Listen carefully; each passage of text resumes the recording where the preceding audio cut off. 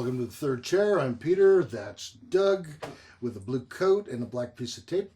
And we That's are a having... rip when I was lifting my yes, 200-pound logs the other night. and on top of that, it's freezing cold outside, and so I'm here shivering Yeah, while you're toasty warm. Yeah. I was outside for 10 seconds. I'm still recovering. You know, and you're from North Dakota. I know. That's why I left North Dakota. I'm a wimp. Well, tonight we have a whole bunch of guests flown in by the technology of videotape of things we've previously recorded. That's right. But some of your favorite moments. Yeah, we've done 35 episodes. We're going to talk about 8 or 9 of them and why they're our favorites, why they were heartwarming. And we also want to say just up front, we've been so appreciative to all the guests that have come on. If you didn't make this list, it doesn't mean you weren't important. You might get on the next favorite list. So Actually, it was tough. It was actually very hard. Because we got in a fight. That's really where this rip came from. Yeah. So I hope you enjoy with us. If you've been on this journey as we've been posting episodes since early April, I think, then hopefully you'll remember some of these episodes and the special moments.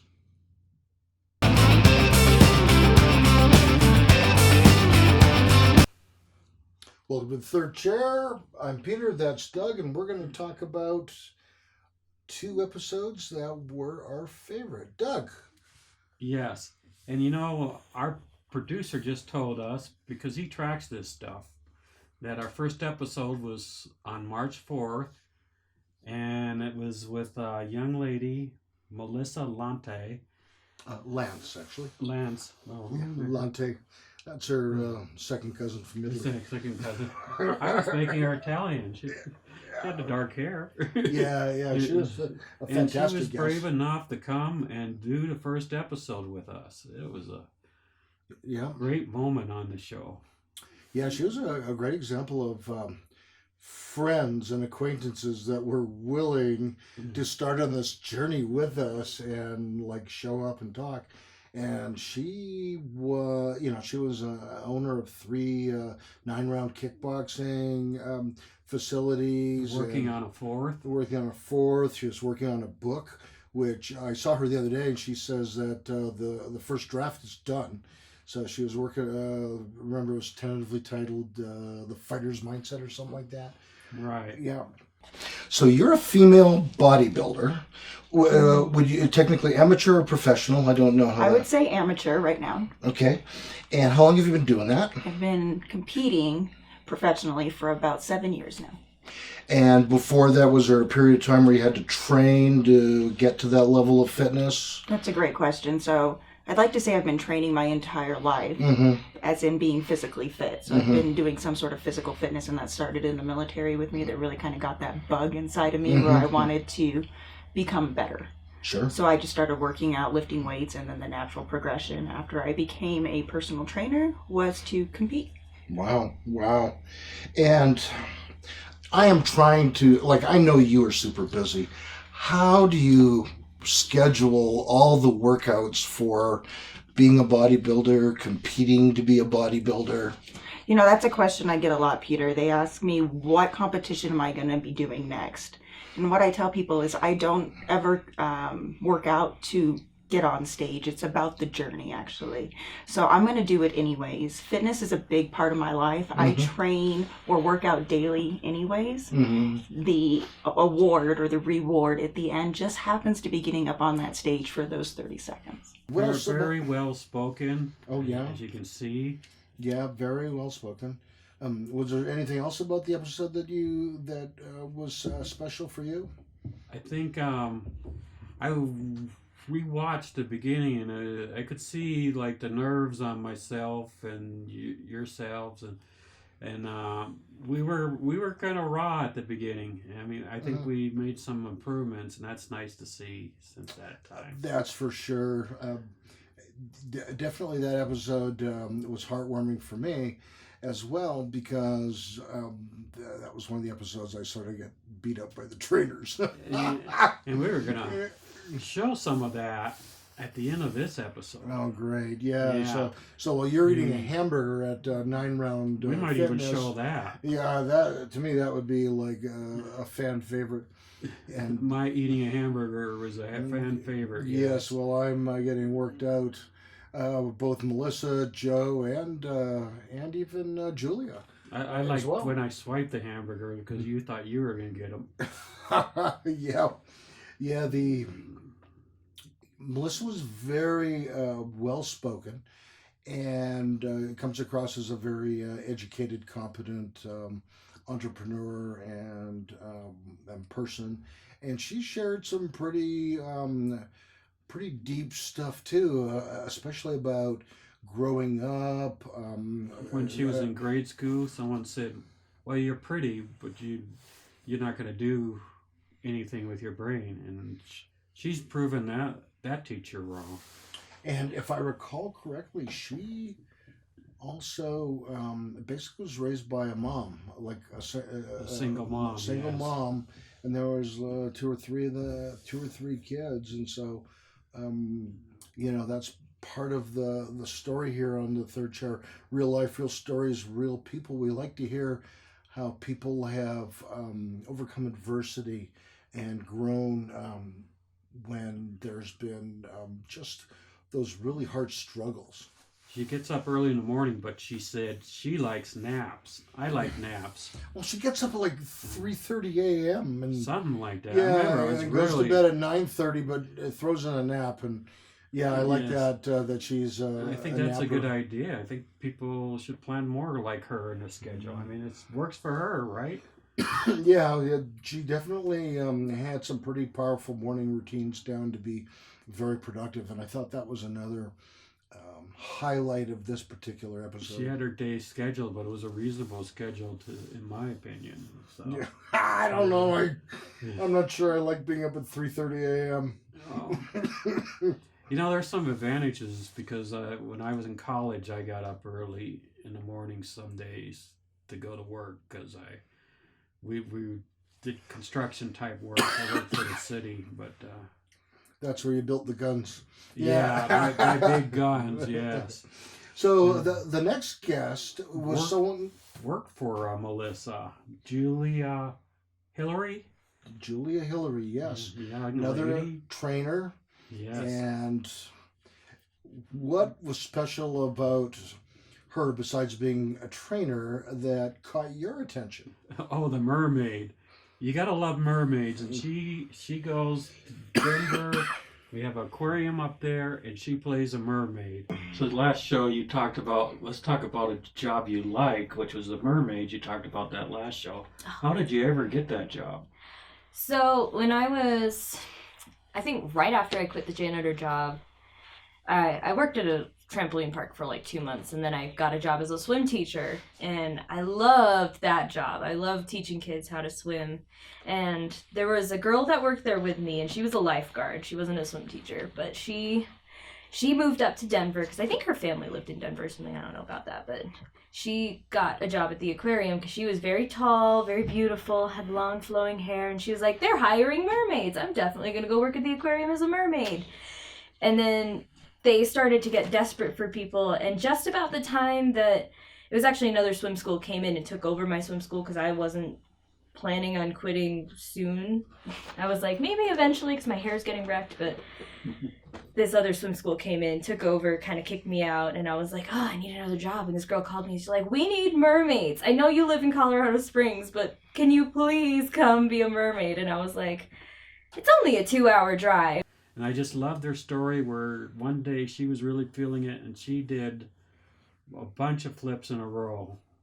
So yeah, so she's in costume with like a tail, Yeah, and that's that's a heavy tail too. and you're holding your breath. She's not like wearing scuba gear. Wouldn't that be funny to see a mermaid like wearing scuba gear and a mask?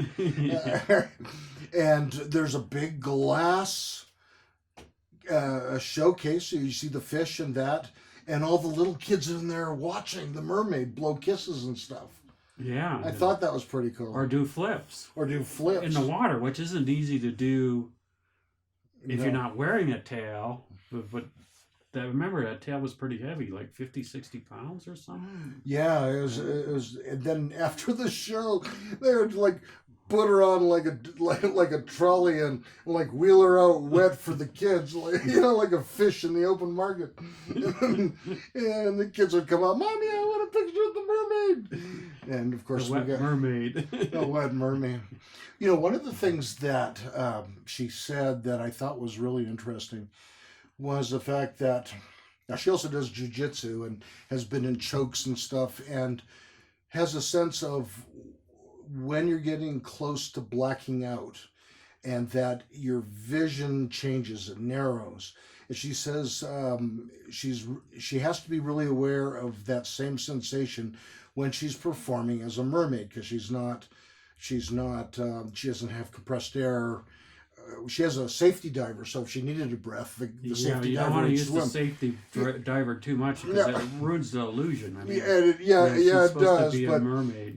but they're there for their safety. I guess Yes, that's why they I call mean- them a safety diver. But Yeah. Well, they named it right. yeah, they named it right. But when she does her routine and she's holding her breath for, between a half minute and 2 minutes, and she told me how long, I don't remember, but that she would know when she needed to abandon part of the act based on if her vision was beginning to close in, just like if someone had a vascular choke on her in jiu-jitsu. And so I thought that was, even being a mermaid performing for, I mean, something like that. You're underwater. You gotta listen to your body, and you gotta know what it says. Muhammad Ali said that the first time he knocked down, he wanted to stay down in a fight because it would have been easy to fall asleep. He had to force himself to stand up, and he says later on he kind of got used to it. He knew he had to overcome that problem, Sure. but he said the first time you get knocked down, you don't necessarily know that. Now, one of the other things that was amazing about Julia is the fact that she is a pretty accomplished artist. Yes, that she bought some of her artwork, and it was great. Yes, and she also we had her website on where there was a lot of her pictures available to look at. My favorite was the little girl who looked at all the people that were older. It was like, from the perspective of the little girl. But she also did a lot of surprise, mermaid Mermaids, paintings. and then also in outer space. I mean, those were spectacular too. Yeah, I really like that. I mean, thought there that are- was kind of mysterious, and I thought some of her paintings could have even fit with like 2001 Space Odyssey or something like that. Could have been like some of the art up on the wall. It would have fit the movie. But nobody that from that movie asked me for my opinion. Well, next time we're going to have to call him up and say, Peter has some opinions on what artwork to put up. Yeah, and we tried something new on her episode as well, and that is we also, as part 2, had her husband on. Oh, And yeah. that was the first time we've tried that to test the waters to see how that would work, and And that was fun. it was fun, worked And he well. enjoyed it too. Well, I think that those 2 episodes were a lot of fun for a lot of reasons, and we had some really remarkable B footage that our producer inserted as well to make the episodes interesting. So when we come back, we're going to talk about 2 more episodes. Who are they going to be? We've filmed 2 episodes on location, and we'll tell you who we filmed on location when we come back. You mean like we didn't film them here in the studio? Correct. All right, okay.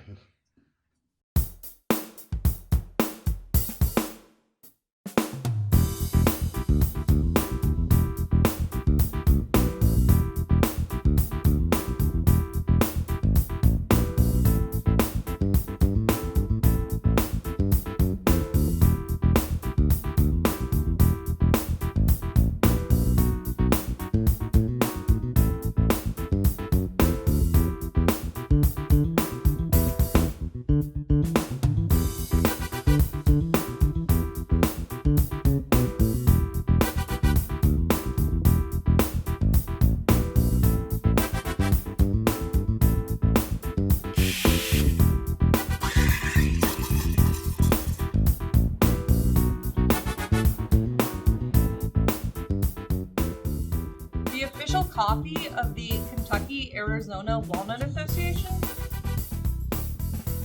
It's kava.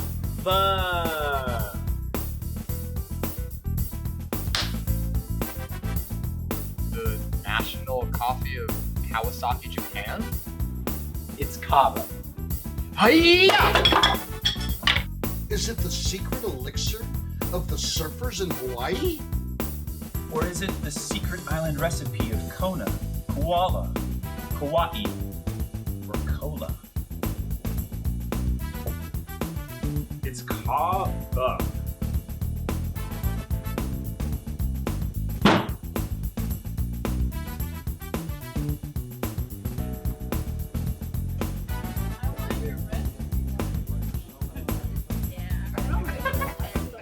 Kava is Polish for coffee.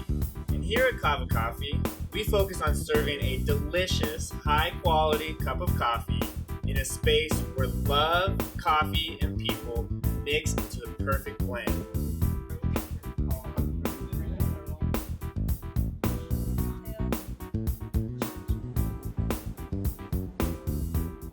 We value our relationships with our customers and our roasters. Buy locally whenever possible and truly have the homemade touch.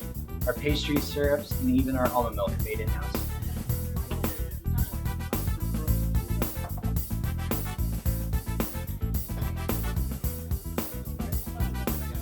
So come on in, relax, get some work done. Enjoy the Kava community, some encouraging words from the Kava Coffee Gang.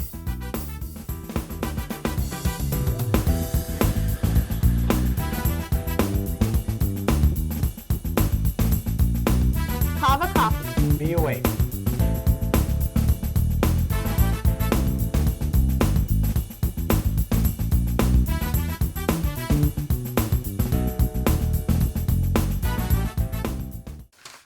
Welcome back to the third chair. I'm Peter. That's Doug, wearing a coat with a rip and a black piece of tape.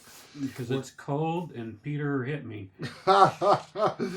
So But a couple not of as bad as you got hit. We're going to see in the last segment. yeah, man, I'm never gonna live this down. So we did a couple of episodes on location, which I am told means we didn't film it here in the studio, but somewhere Yeah, else. that's what on location means all if you're right. in business. So tell me about those episodes that were meaningful to you. The first was with a young lady named Amy who had her own business making fishing flies. Oh yeah, what was it? Colorado type flies. Wow, you're good. Yeah, I Yeah. had to memorize that for the show. Wow. And you know the thing, I watched this episode and we filmed it at Twin Lakes up here in Colorado. Up by And Leadville. we all went camping, including the producer, but he stayed in a 5-star hotel while we were out. He made us sleep in the tents, and then and we couldn't shave. We had to look Yeah. rugged. yeah. But the thing is, Twin Lakes is so nice; it almost looks fake on the filming. When I looked at it again, I was like, "Oh my gosh!" Well, It you was know- not green screen in the studio. We were actually up there.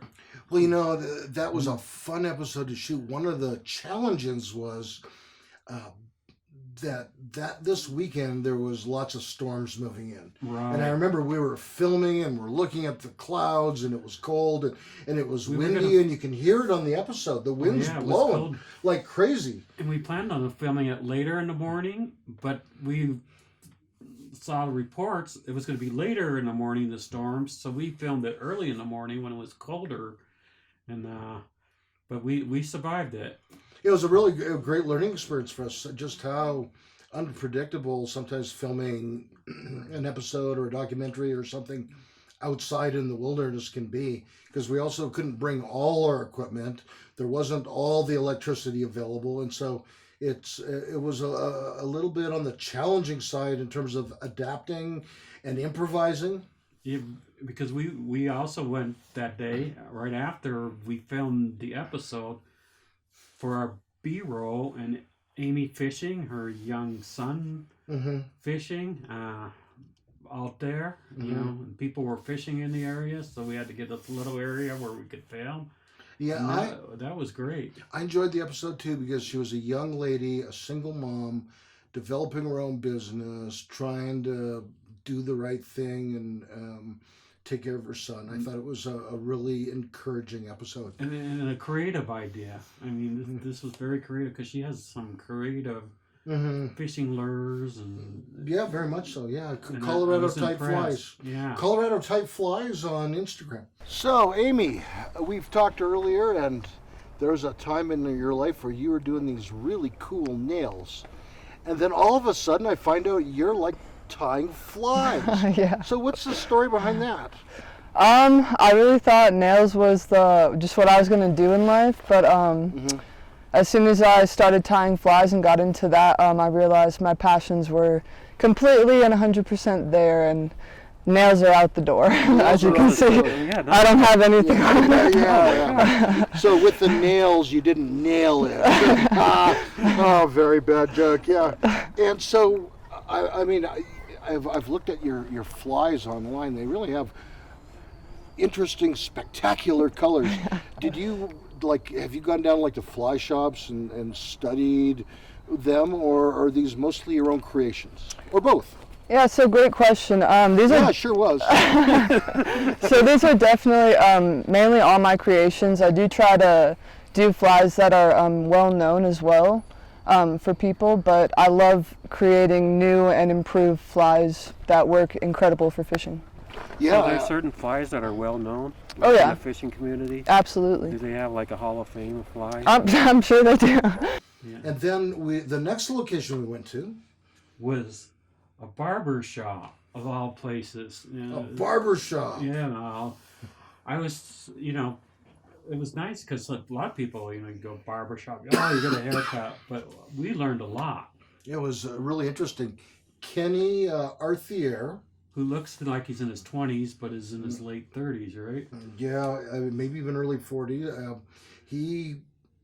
He had a very interesting story of overcoming drug addiction and Helping kids. helping now kids now as a youth coach. and raising.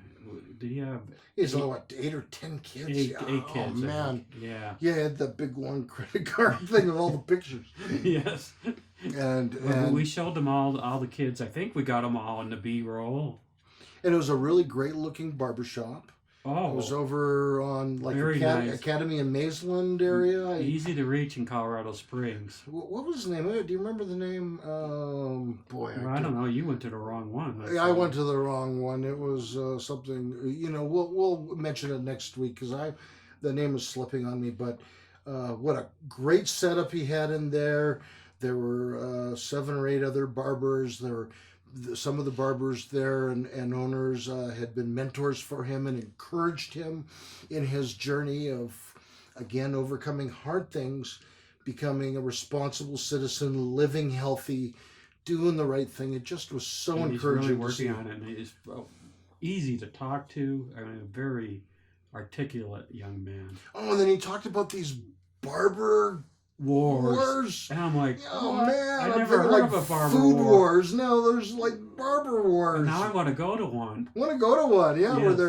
they're, they got limited Yeah. time to create crazy styles and Or just a contest to see who can fade the fastest. And I'm like, yeah, and when they say to fade the fastest, I am not even sure what the heck they're talking about. I don't know if it's like I think it's how on you the side. thin the hair, it goes from thicker to thinner. I don't know, but it was a but he was lot going of to fun there. compete in one right afterwards, and he was going to, what was his 6-year-old or 8-year-old son? I can't remember. One of his younger sons, he was going to take and cut his hair for the contest, I thought. And yeah, that was so cool. I know. That was, And he had participated as the hair model for like his boss. well, he has great hair. Yeah. He- Oh, he had that afro when we first met him. Yeah. Oh, that and, was and then he crazy. had dreadlocks when we interviewed him. And I mean, Yeah. well, he looks good at it. Both of them. I mean, Yeah, I know he that has was type of hair. I don't know if we can do much with our hair. barber battles. It sounds like an MMA event. We got two barbers in a cage. that term Yeah. I was gonna say barber battles. Yeah, like it's It's more like, I don't know if you've ever seen a like rap competition where they're all saying, I'm good, I'm the best, I'm the best. Yeah. Well, that's what a barber battle is.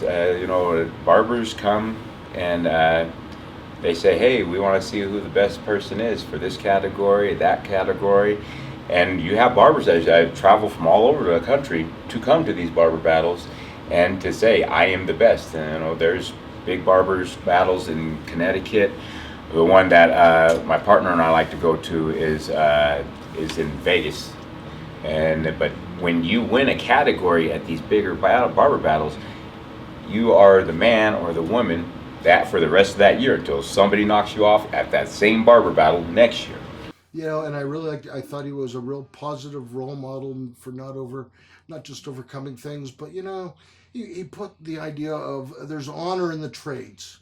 Right. Nothing wrong with being a barber and making a good living. Yeah, and he's doing it. He's making a good living. He's enjoying his life, and he's on the right path, and he's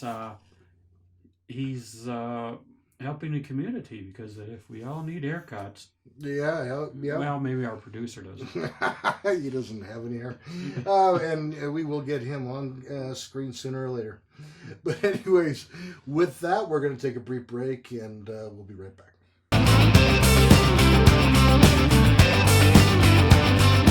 Doug, most of our viewers and followers know that our new episodes come out on YouTube on Thursday nights. Right. But we have a new announcement about the third chair. Exciting announcement. Starting with the older episodes, they're now going to be on a TV channel. Yes, very exciting. So the TV channel is with the Pikes Peak Library District, Comcast Channel 17 here in Colorado Springs. And I believe the episodes are going to play at 7 o'clock at night, but they may cycle them, and who knows, maybe they'll be on at 2 or 3 in the morning. So if you're in Colorado Springs and you have Comcast and access to Channel 17, you're able to watch The Third Chair. The episodes are edited a little bit shorter. Some of the commercials are taken out on TV. It should be exciting. Yeah, I can finally tell my friends I'm really on TV. We could tell them we're TV stars. That's right. Yeah.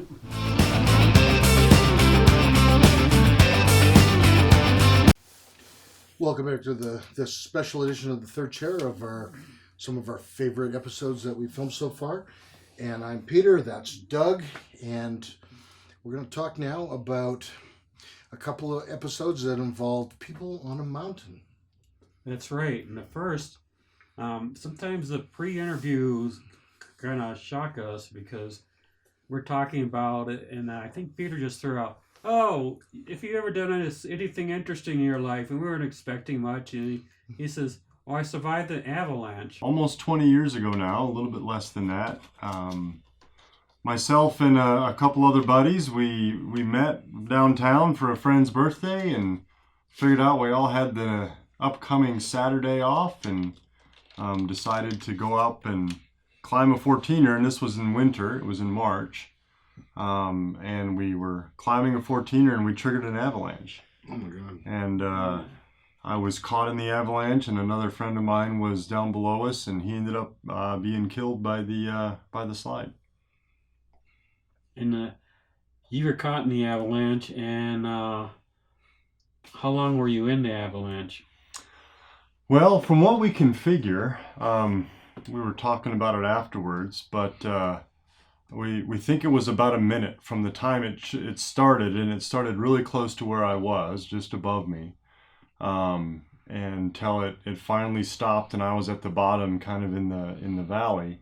It was just about a minute total time. And how far did you go in that minute?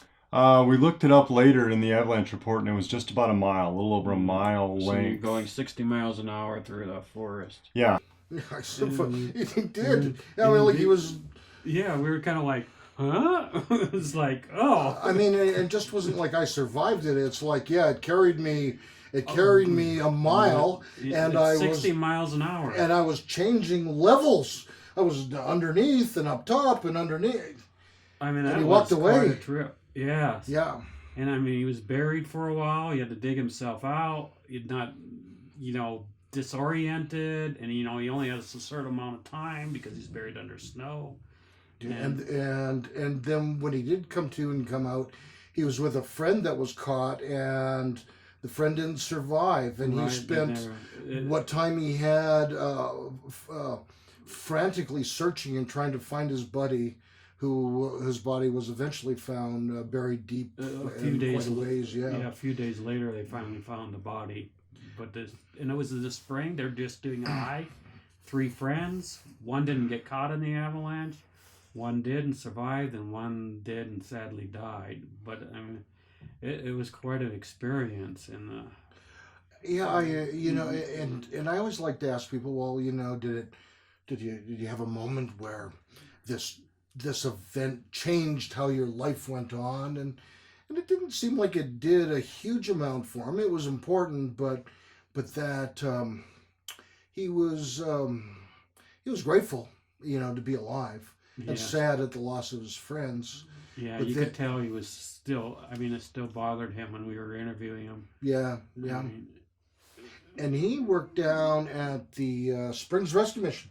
Yes, and that's a very important part of Colorado Springs. He was very homeless people. Yeah, he was very much involved in the drug and alcohol recovery program, and they have a residential program that's about 18 months long. And I thought that was really interesting, where he talked about how you could get into it and their success rates and why they take some of the approaches they did for drug and alcohol recovery. It sounds like a very impressive program downtown, because these people, sometimes they're on the last chance. And they often are. And I mean, to get people there, every one of them you get is a big victory, in my opinion. Yeah, absolutely. And you're so right about that. And then who was the other person that had talked about stuff on the mountain? Monique Foster. Monique! She had a tough childhood, but she has a positive attitude, as we saw in that story later in the episode. But she started, we talked early in the episode about, she was molested as a child, sexually assaulted, and then early in her teenhood she was raped and stuff like that, and then she went through all that. She had such a positive attitude. She told, I thought, one of the funniest stories on this show, when she was trying to, this guy was trying to pick her up, and she had no interest in him, and he kept trying it, and she was kind of like weary because it's her past of being molested and raped, and then she told the bouncer at the place, this guy's trying to pick me up, and I'm not really interested. And it turned out this guy's her future brother-in-law. I met my husband at work because he was a ski school instructor, and I did not like him at all. He was annoying. So you married him? He was crazy annoying. Oh my gosh. So I skied up to this guy who was a mutual friend. I didn't know it though. And I was like, hey, Kat and I are going to go to the bar tonight. I was 21. I turned 21 on January 26th, and on January 6th, and then I went to the bar on like the 21st. And you waited 2 weeks? I waited a whole 2 weeks. But you already were going to the bar. I know, but he didn't know I wasn't 21, so it was okay. So my husband shows up and he puts his arms around me and he's like, "You're the woman I've been looking for all night." Okay, this is where I was in the space of, I'm not gonna hang out with any guys that just want to get in my pants. Like, I just don't have time for that crap. So I wasn't gonna do it. And he was following me around all night long, like super annoying. And he finally said, "Will you go skiing with me?" And I just said yes, so he'd leave me alone. Like, for real. I just wanted him to go away. And I walked down the stairs. I was sitting on the stairs. I lied to him. I told him I was leaving. And I was sitting on the stairs and I was talking to the bouncer guy, his brother. I didn't know. And I'm like, oh my gosh, this guy will not leave me alone. And then my husband comes walking down the stairs. He's like, hey, see you tomorrow. All right. So I just figured they knew each other, but that was it, right? No, it was his brother. I wouldn't figure out that it was his brother until we'd been dating for like 4 weeks. She didn't know it at the time, and then she got interested, and then he turned off. So she thought, "Oh, he's just being polite, and now he's not that interested in me." And I think he was just trying to be cautious and polite. And then, so she fell down on the ski slope, and he came to rescue her, but it was like on the flattest part. It was I don't know if he had any suspicions, and then she just gave him a big kiss on the ski slope, and I thought, wow, it was quite the story. And so she married him. She married him, and they're still married. 20-some years? I can't remember the exact figure. Yeah, the story with Monique, and I'll mention this first. We don't show inappropriate images on this podcast, but we do talk about adult themes, and unfortunately, one of them is a lot of times people share how they were sexually assaulted, both men and women, and what they've done to overcome and become as healthy as they can. And I think that's one thing that makes these episodes interesting. Monique shared that. She also shared that she was a surrogate. Do you remember that? I'd forgotten that. She carried children for other people. Yeah. And we talked about the process, and is that hard to do, to give up a baby you've carried for 9 months for somebody else, and all that was involved with that. And that was a fascinating discussion as well. What a thing to do for somebody else. But she, she had such a positive attitude about that also. And, and said it didn't really bother her. She was doing it for the parents, and she knew it wasn't her baby, and she didn't really get attached to it. Yeah, and it'd be interesting to talk with other surrogates too, because I wonder if that's the normal experience. I can't imagine a woman carrying a child and not having some attachment after 9 months. But what do I know? I'm a man, and I don't have children. And so, well, you have 4 kids. I do. Yeah, I didn't carry. Yeah, that's right. That was my wife's job. Yeah, and if I didn't treat her right during those times, I knew about it. Yeah, we were the fetchers. So go fetch this. Go get whatever they were hungry for. Or... Oh, my wife craved fajitas every third night with our first child. And it got to the point we'd go to this one restaurant, they'd just bring us food. They didn't even ask us what we wanted. They knew. She looked at her, oh yeah, this is the fajita lady. The fajita lady, yeah. So both Joel and Monique were great guests, talking again about some serious issues, traumas and that, and how they overcame them, and how they got healthy, and how they had a good perspective. But we also had fun with them. We had a lot of fun. I to this day I'm blown away at how bubbly Monique was the whole time. Yeah. So with that, we're going to take a break, and we'll be right back.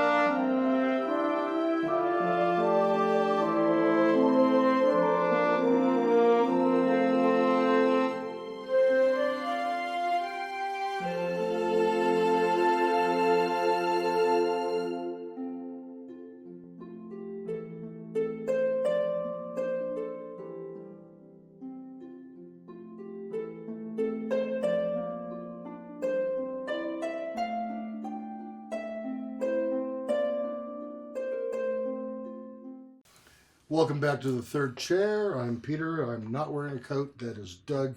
He is wearing a cold coat. outside. That's right, boy. It's November here I'm now. glad I don't live in North Dakota anymore. I'd have to have 2 coats on. Yeah, boy, that's for sure. So we got a couple of those next 2 segments. 2 very different kinds of people. Josh Krameyer, Dr. Josh Krameyer. Doctor, big charitable worker. He goes to Bosnia. Was it Ukraine? Ukraine. Once a year? Yeah, he is a therapist and does a lot of work with PTSD and other problems, particularly among the Ukrainian army vets. Right. Who are actually treated very badly by their culture. Right. Because I guess they don't trust them when they come back from fighting or serving for their country. Well, and of course, in the United States, vets have PTSD and mental health issues as well, just like everyone in society. But at least there's more resources here. I mean, he literally created the first major program for counseling and therapy. And he goes back and he updates his teaching every year and gets them a little more in line with what needs to be done for their vets. Well, he's definitely taking the approach, teach a man to fish and you feed him for a lifetime. He's developing through a program and the help of the government, other local in-country counselors to work with their own people. Right. Yeah, he's not coming in and it's I am the great and powerful Oz, and he's very humble about it, but it's very important work. But the funny story that we didn't expect involved him when he was in the army encountering Russian special forces. And we're going to pick up where we left off with a question about him battling Russian troops. Doug! Well, so you're battling Russian troops. You must have been like James Bond, right? Not quite that glamorous, but yeah, in Kosovo, when I was deployed there, we were tasked with the first post-Cold War mission to make contact with the Russian troops there. Wow. And literally what happened was we rolled up and the team leader and the other guy ran up to the observation point to meet them.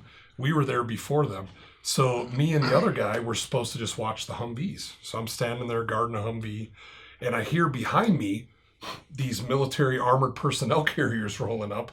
And it was a group of special forces Russian troops that we worked with them, and we were meeting them for this first connection, right? And there was a colonel with them too, but that's who was protecting him, right? The armored guard. So anyhow, they showed up, and I turned around, and I was supposed to be looking this direction, but I'm like, I gotta turn around, and I see them. They both parked, our little puny Humvees. They had to show us up. So, and then I had to look back. I'm guarding the other Humvee. And I turned back around the second time, and the guy I'm working with, his name was Danny, he's getting a snowball ready to chuck at these guys. We hadn't made contact with him yet. And he lobbed a snowball at the Ruskies. That's right. And you thought he was James Bond. He was a different type of James Bond. Well, do you remember what happened? Yes, I rewatched that part, and he was one of the first meetings with the first meeting with the Russians. And they came in their Humvees, and the Humvee's like a small Jeep, and the Russians came in a big armor vehicle. And it was like showing him off, and they get out of the car, and his friend threw a snowball at him, and they had a snowball fight. It's like, hey guys, we're here to meet you, and we can have fun doing it. And that was great. And the Russians threw him back. It was a great moment. Detente. I mean, Did you just say it was a great moment of détente? Yeah. Oh man. Yeah. Yeah. Clearly, you wish people with those attitudes had been around, like for Vietnam or something. Yeah. But, Yeah, we need Joe Biden to throw a few snowballs. That's what we need in this country. Yeah. And the so he had talked about that, and that was pretty amazing. What also was amazing, he was accepted to language school, and he was assigned to learn Korean, and then he met a guy at a pub or something, and they flipped a coin and traded spots. Well, the guy wanted to go to Korea so he could marry a Korean, and so he found someone who might want to trade, and it was Joel and Josh. I mean, and he went. And Josh said, "Okay, I'll trade." And so he started speaking Russian, and at the end of the Cold War. Yeah, boy, he had said, maybe if he'd learned Arabic, there might have been more of a future for him in the army. But Russia, at the end of the Cold War, still was a little useful, but it was becoming less important. And then who else? Joe Black. Oh, Our Joe rapper. Black. Very talented. We show some of his videos, and you could see the talent. Yeah, he's also an actor, and really, as you mentioned, talented in both regards. But he caught me by surprise because we were filming one night, and I had had a bad night, and I hadn't slept well the night before. And on set, you see me beginning to doze off.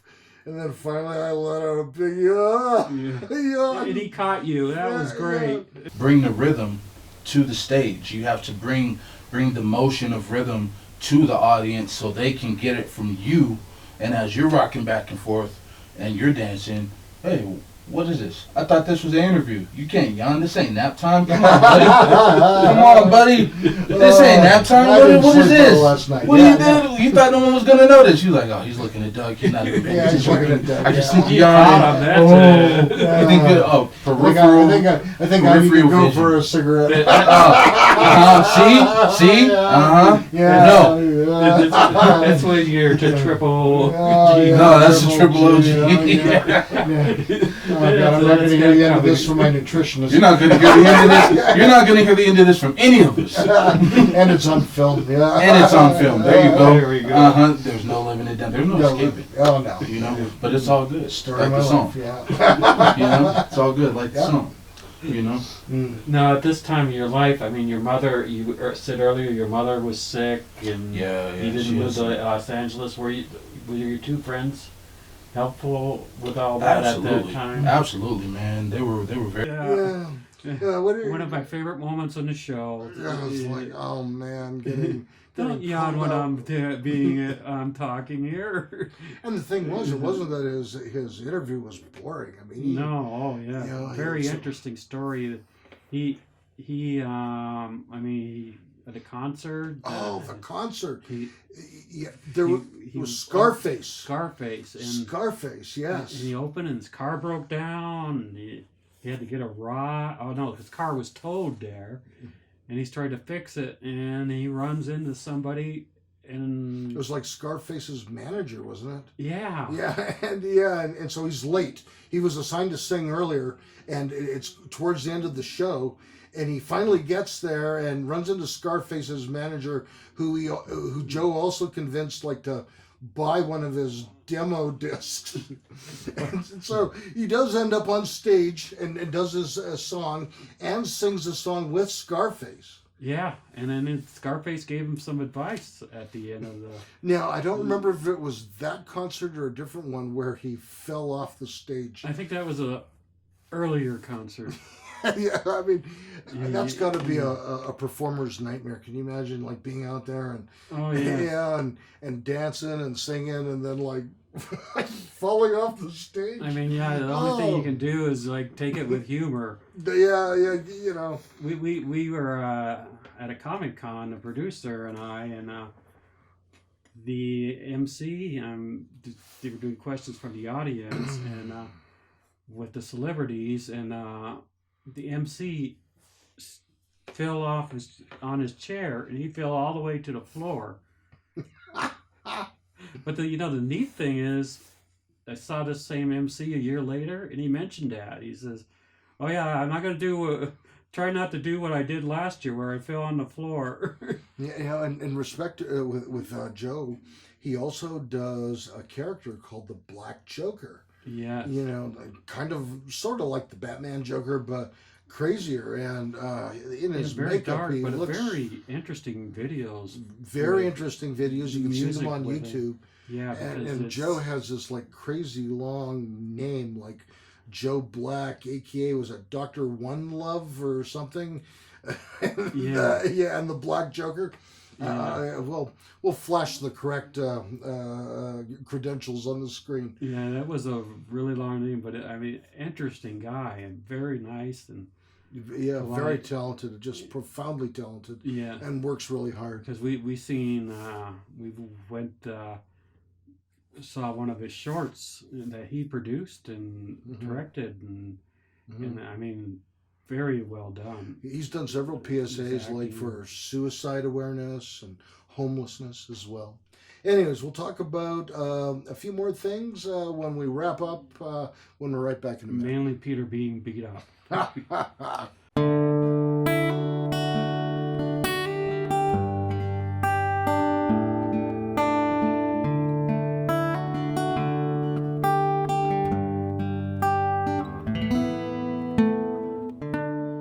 Hi, I'm Dr. Peter Grigg, a life and recovery coach with Pikes Peak Recovery Coaching.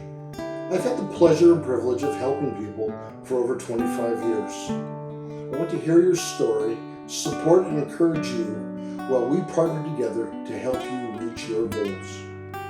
I can help you. I am certain I can help you.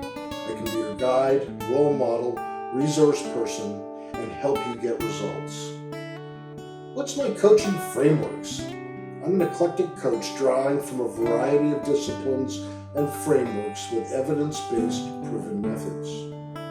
What would you like to work on? Some popular areas are goal setting and attainment, building and maintaining motivation, finding purpose, personal development, recovery from drug and alcohol addiction problems, health and wellness, life planning, athletic and creative artist performance enhancement, maybe something else.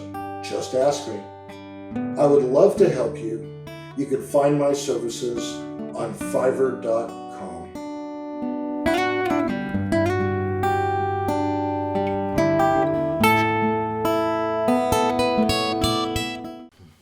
Welcome back to the third chair. I'm Peter. That's Doug. I am not wearing a coat. He is. Because I'm a wimp. Well, it's cold and it's November. That's why you're the one that's all speed up. Well, we're going to wrap up this final segment. We've tried to incorporate some interesting stunts and adventures into our episodes. And frequently I lose the coin toss, which means I get stuck doing the kickboxing or... Peter always arrives late and we vote on that stuff before he gets there. Yeah, it's a problem when you have 3 votes and you're late. But we're going to have some fun. We definitely filming the episodes. We've done some jiu-jitsu and some kickboxing and some other calisthenics and eating and other things. We haven't done it yet, but we will probably in the next season have some sort of leech pit, which will be a whole new adventure forward.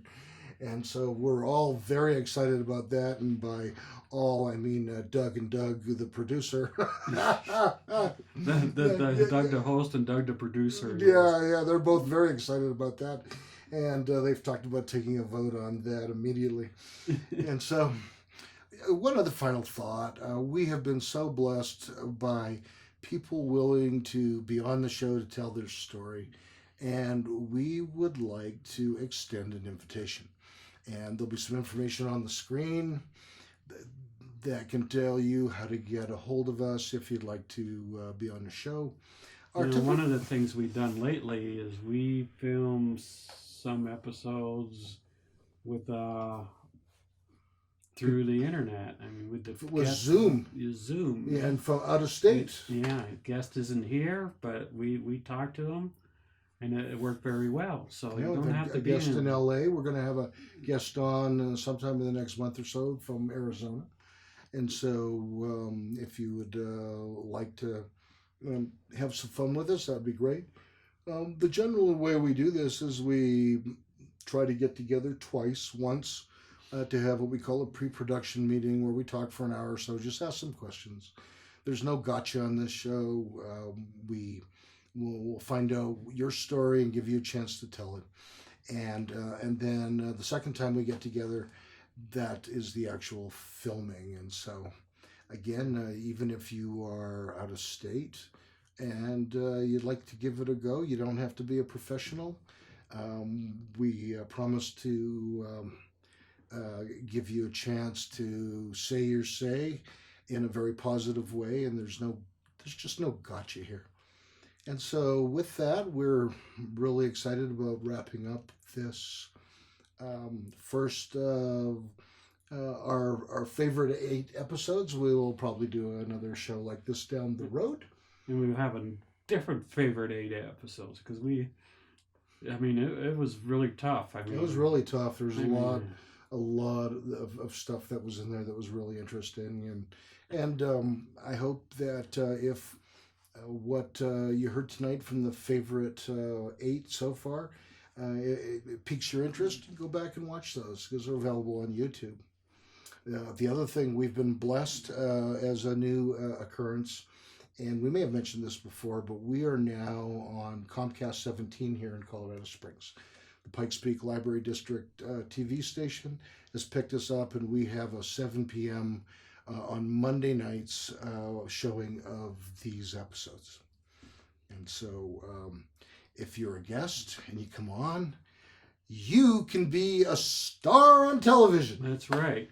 You could casually leave it on the library channel one Monday, and people will walk in the room and they'll say, "Isn't that you on TV with those 2 goofballs?" Yeah, exactly. And and then who knows, the next thing maybe you'll have baseball cards made of yourself.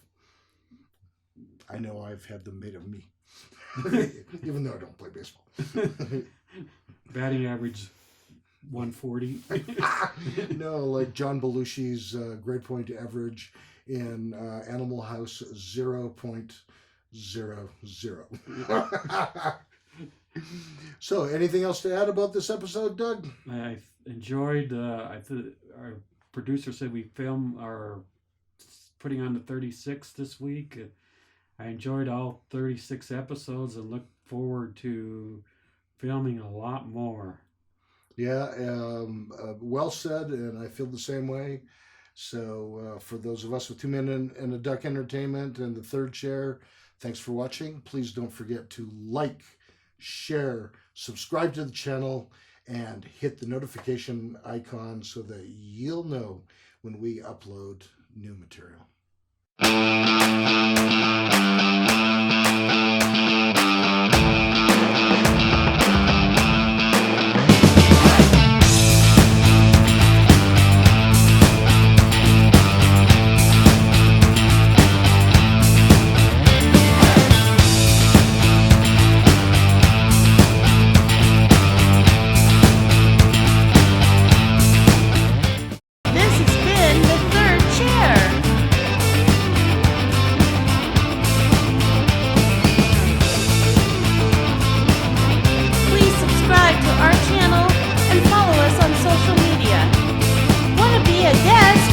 Sponsor our show?